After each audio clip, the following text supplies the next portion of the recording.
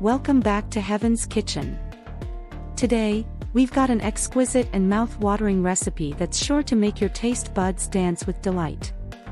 We're going to prepare a succulent and aromatic marinated sea bream fish that's bursting with flavor. So, without further ado, let's dive right in. To get started, grab a small mixing bowl, and let's create that magical marinade. In it, we'll combine olive oil, minced garlic, salt, black pepper, cumin, coriander, paprika and lemon juice. You can find all the exact measurements for these fantastic ingredients in the description box below.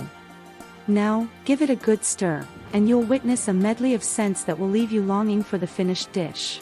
Now, behold our star of the show, a beautifully cleaned sea bream fish. To make this dish truly exceptional, take a sharp knife and carefully cut scores on both sides of the fish. This will allow our marinade to penetrate deep into the flesh, infusing every bite with those amazing flavors. And here comes the magic.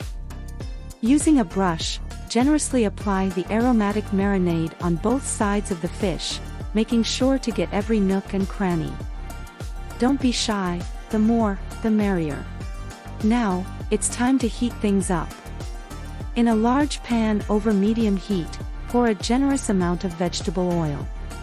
And to take things up a notch, let's introduce a pat of butter into the pan.